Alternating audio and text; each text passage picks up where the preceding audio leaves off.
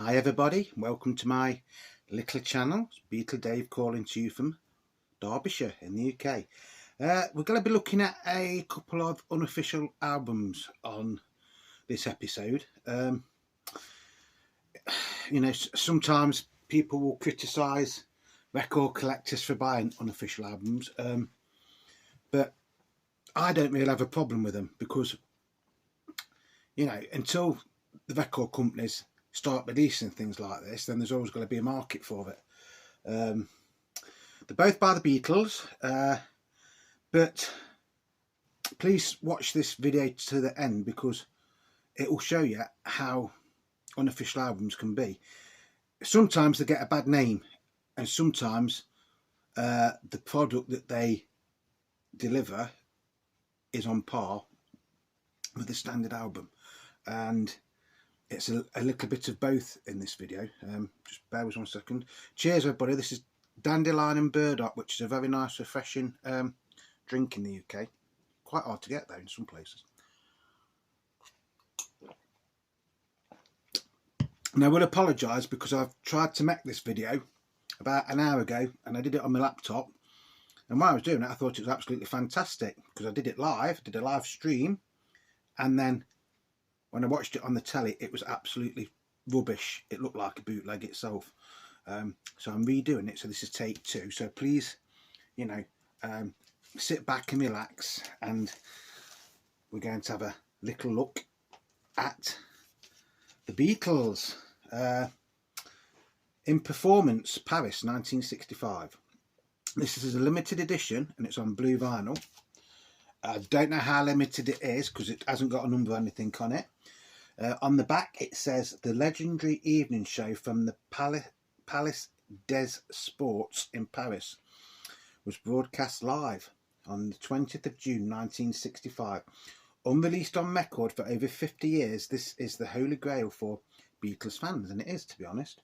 A priceless opportunity to experience the Beatles performing live in concert at the peak of their power. Now, that sounds a bit strange, but if you think about it, in 1964, 1965, the Beatles were at the peak of the power recording and live performances. Yes, I think by the end of 65, they sort of had enough of doing live shows, didn't they? Although they did do a concert tour in 1966. So yeah, I would agree with what's on the back of here. This is on a label called Anglo Atlantic, and this album originally came out in 2019, and it is on blue vinyl as well, by the way. So what do we get? Well, side 1 opens up with Twist and Shout, which opened up the Live at the Hollywood Bowl album as well, didn't it? Then you get She's a Woman. Then you get I'm a Loser, and the version here is absolutely amazing. To me, that is one of the highlights of this album. Then that's followed by Can't Buy Me Love. Then you've got Babies in Black, and then you've got I Want to Be Your Man, a little song for Ringo to sing. Then you've got A Hard Day's Night, Everybody's Trying to Be My Baby, Rock and Roll Music, Ticket to Ride, and it finishes off with Long Tall Sally. So of course this was transmitted or recorded live before the Help album came out, because I'm quite surprised that Long Tall Sally is still the closing track. I'd have thought it would have been I'm Down by that time, but obviously it hadn't come out yet, had it? So that is the track listing on the back.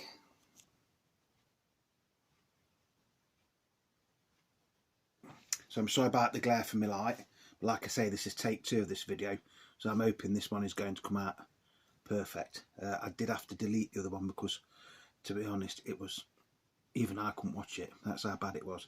And it was a shame because it was a live stream and I got people commenting on what was on about as well. So that's the front cover, and that is the back cover. I didn't pay a hell of a lot of money for this. I think it was around the £20 mark. Might not have even been as much as that. Might have been about 15. And this is on, like I've said, blue vinyl, and it's like a marble effect, which I don't think you're going to get on. You've got to see properly on there. You might do, and it is a little bit translucent, but yeah, it is very, very marbly, but you're not getting it on there. It looks like it is just blue, but it's just like a blue marble effect. So that is side one. And then that is side two.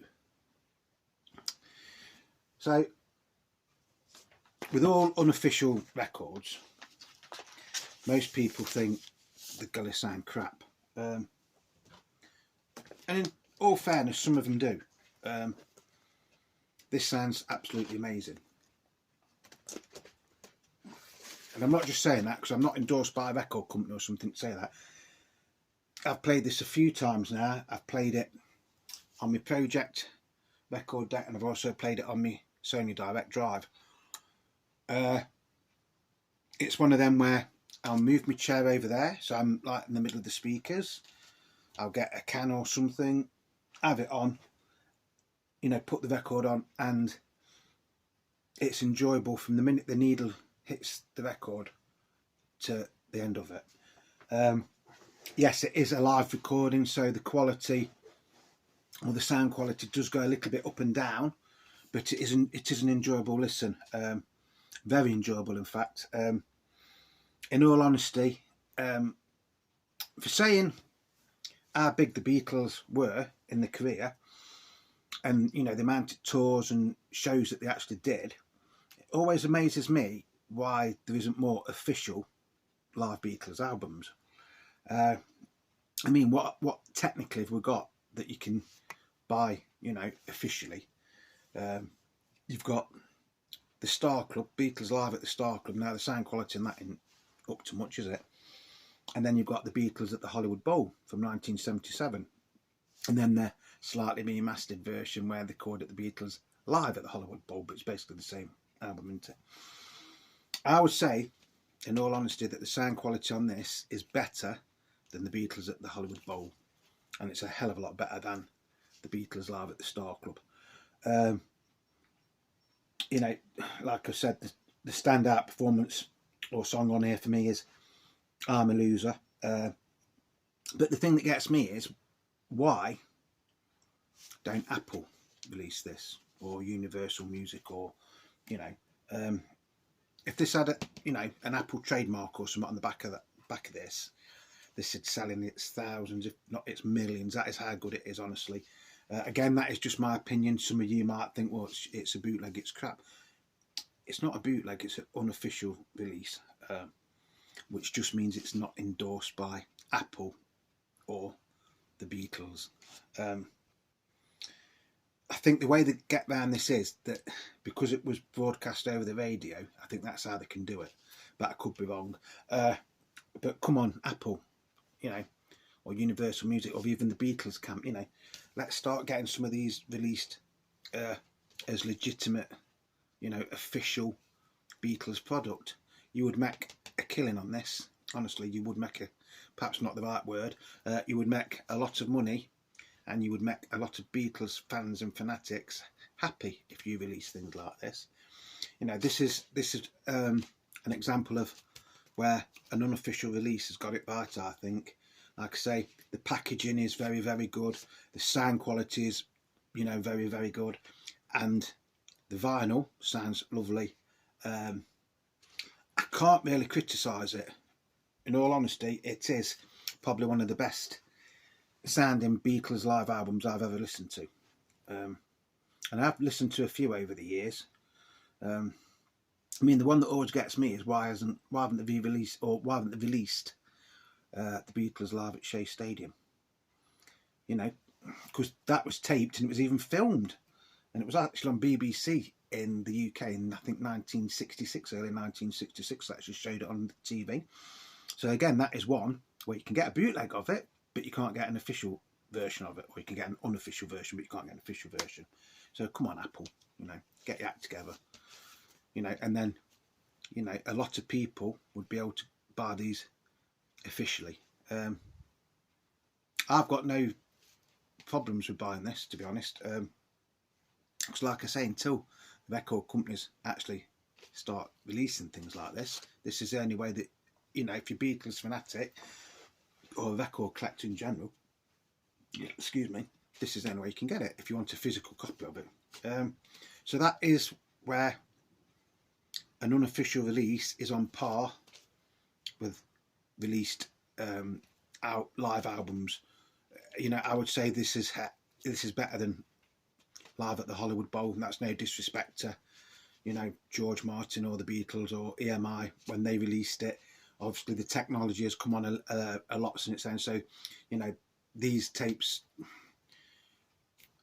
probably were in better condition than what the Hollywood Bowl tapes were to start with.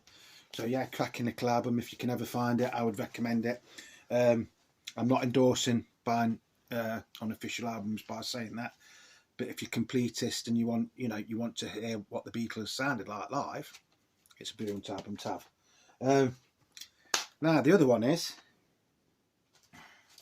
this one. See, you're getting two for the price of one in this video.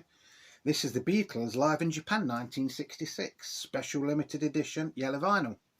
All right, he says. Now the cover is lovely. That cover is actually quite nice. It is on yellow vinyl, and it is number. This has got a number on it, so it's 0834 of limited to 1,000. So, you know, I'm quite lucky to get this in one way. It's got a barcode on the back. All songs composed by John Lennon and Paul McCartney except side 1, track 2, which is Chuck Berry, and track 4, which is George Harrison's song. So this was recorded in Tokyo, Japan, obviously, on the 30th of June 1966. And it was at the Bodicon Hall, which I think was some sort of like sports arena, wasn't it? But it was also used for, was it like religious things as well? Because there was a bit of an outcry that the Beatles were playing in a sacred place sort of thing. And this is the evening show, because they did an afternoon show and then an evening show. And I've been after this album for years and years and years and years. And if you saw my review of the recent Beatles Revolver box set, I said it would have been nice if they'd have done, probably put in a live version of Paperback Writer, because we know that the, you know, when they was touring in 1966, that was the only new song that they actually did live, wasn't it? All the rest were like older songs. Having heard this, I'll take my words back on it. Off this one anyway. I mean, you've got an intro which is absolutely appalling. You've got rock and roll music, She's Woman, If I Needed Someone, which is okay, but, you know, Day Tripper, Babies in Black, side 2 is I Feel Fine, Yesterday, I Want to Be Your Man, Nowhere Man, Paperback Writer, and I'm Down. Now, Yesterday is actually of historical importance on this, because all the Beatles play on it. So it's, you know, John on his electric guitar, Paul on bass, George is on electric guitar, and then we can go on drums, where the other one I've got somewhere, it's just Paul on acoustic guitar.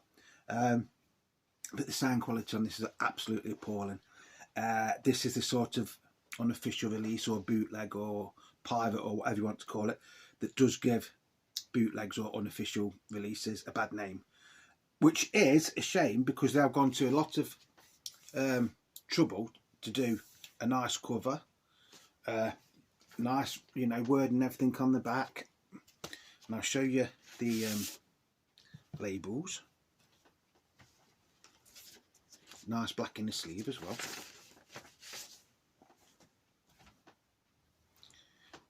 So that's side 1, and then that is side 2. But the sound quality on this is absolutely crap. I'm not going to mince me words. It is shocking. It really is shocking.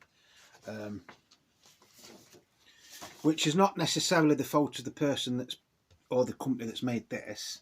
I think it's the way that the actual recordings were made. To me,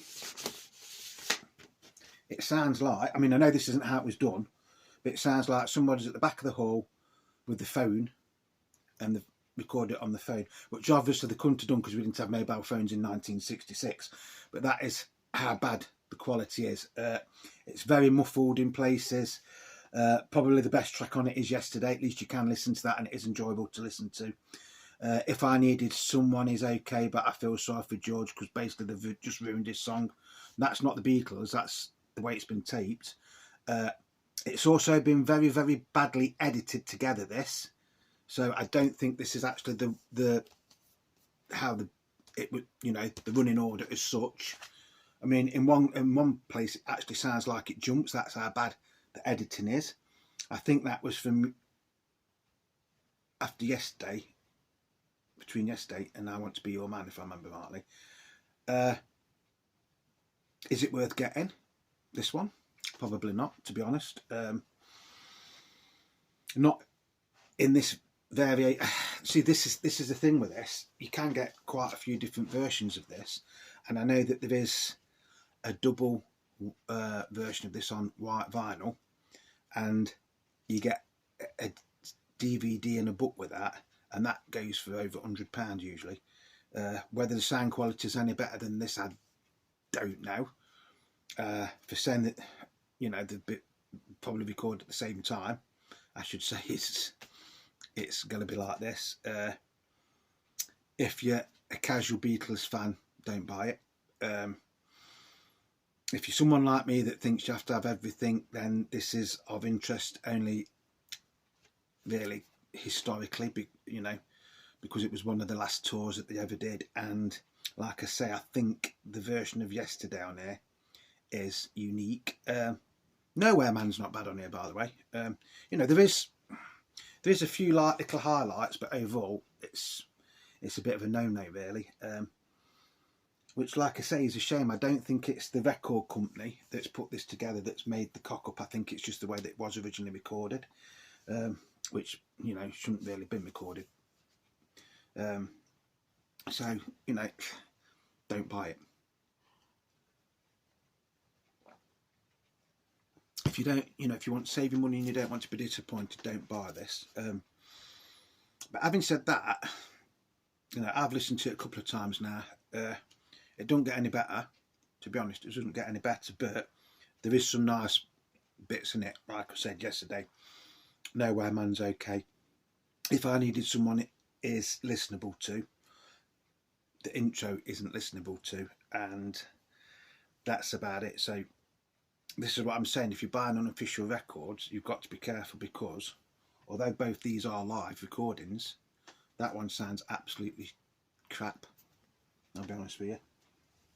But that one, that's where they've got it right. And in all honesty, Apple or Universal Music or, you know, the Beatles camp should be looking at probably getting something like this and releasing it, because I'm sure it would sell in its thousands, if not its millions. And like I say, the sound quality on that is actually better than the Hollywood Bowl, and that's including the recent version of it as well, for the 8 days a week film. I'd say the sound quality on that is even better than that. That one is, for me, it's a no-no, to be honest. Don't get me wrong, I'm glad I've got it, and it will sit nicely in my collection, but I don't think it's going to be one that I'm going to be playing very often, to be honest. But having said that, I think I only paid £10 for it, so am I being too harsh on it? I don't think I am, to be honest. You know, if you watch my videos, if I'm reviewing something, I like to tell you whether it's worth getting or not. And in all honesty, unless you're like me, or unless you want it for the historical content, then I wouldn't bother with that one. But I would definitely recommend that one. And they're both roughly the same sort of price, although that one is 100 times better sound quality than that, which is a shame, isn't it? So yeah, unofficial release there that's got it right, and Apple could learn something from that. Unofficial release that's probably got it wrong, and Apple could learn from that as well, I suppose, because with all their technology they could probably clean these tapes up and then make it sound a little bit better. I don't know. But yeah, so yes for that one, no for that one, I'm afraid.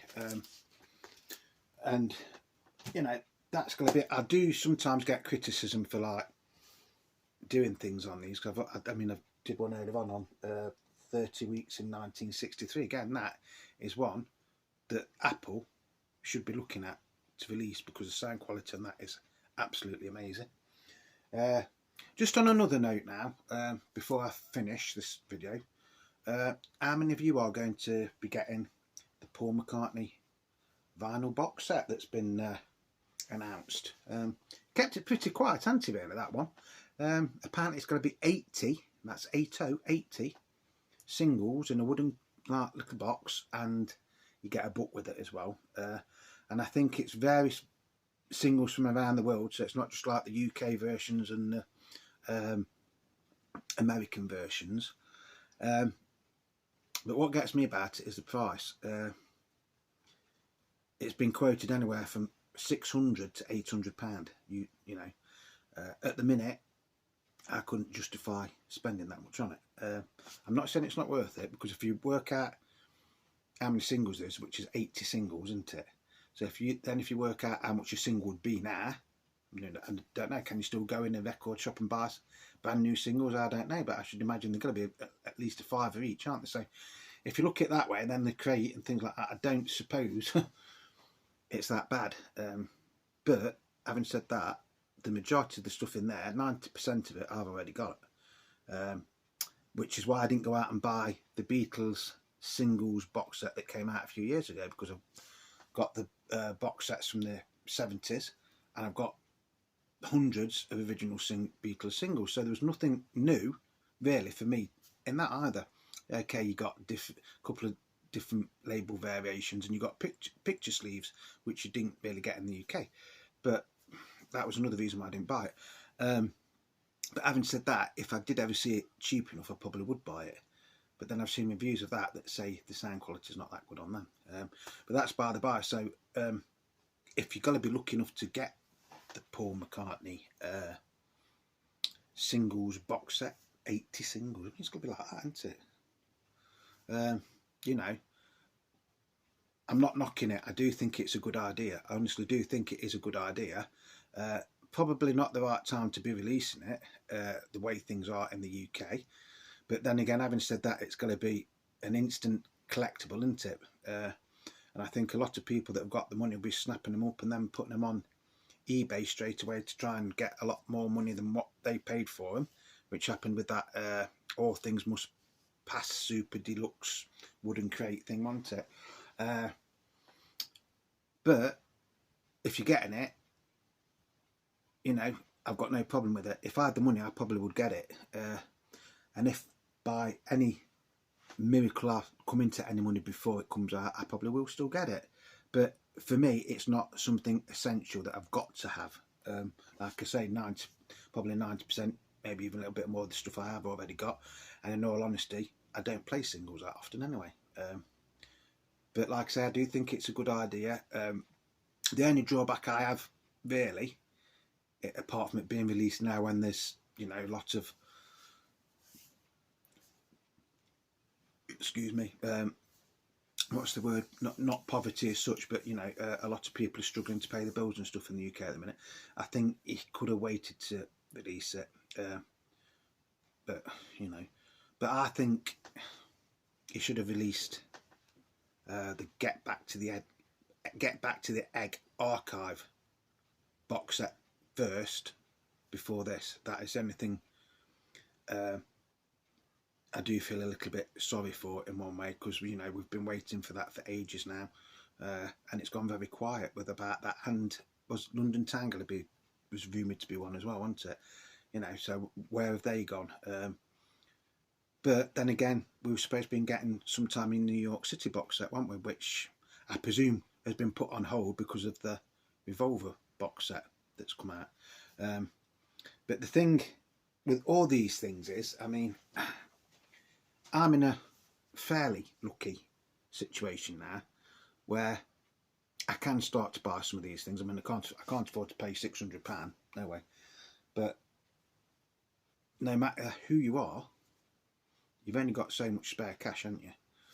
And you know, we've just paid best part of £180 for a Revolver box set. I'm not saying it's not worth money. I do actually think that Revolver box set is worth every penny, because it is a premium quality product and sounds amazing. So I'm happy I've got that. If I'd got £600 or £800 spare, I would probably get the Paul McCartney vinyl 80 box set, singles box set, but I can't see me getting it, to be honest. But you know, like I've said before, all these things coming out in box sets is brilliant, and you know, it is good that we're getting sessions and things like that, but people have only got so much money, haven't they? At the end of the day, people have only got so much money. So on that note, Apple, get your act together and start releasing something like this. Or why not do the Shea Stadium? You could make a box set of that, couldn't you? Because you could have an album and you could have a DVD or a Blu-ray in it and a book and all that lot. But I presume on that one it's who owns the rights, because I don't think that Beatles actually own the rights to that. I think the BBC might own the rights to that, or NBC or something in America. So that might be why that one hasn't been released yet. But the way things are going, I'm sure it's only going to be a matter of time before they have to start releasing some things like this officially. You know, but anyway, I hope that's been entertaining for you. I'm sorry if you watched the other video, because it was crap and I had to take it down. So I hope this one has come out a little bit better. I think it has. So until the next time, it's Beatle Dave wishing you all peace, love and happiness. Oh, just one thing. If you're not subscribed, why aren't you? So I don't take myself that serious, do I? It is free. It doesn't cost you a penny. And every subscription I get helps me grow my channel, and you know, the bigger I grow it, the more things I can do, basically.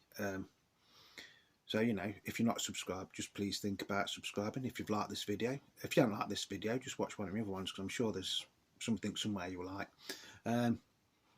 Thank you to everybody that is leaving comments. Thank you to everybody that has subscribed and leaving me likes.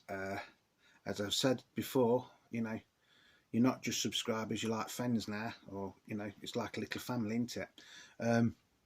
So I do appreciate everybody that is supporting me, is subscribing and leaving likes and comments, and I mean that sincerely from the bottom of my heart. I don't just make that up.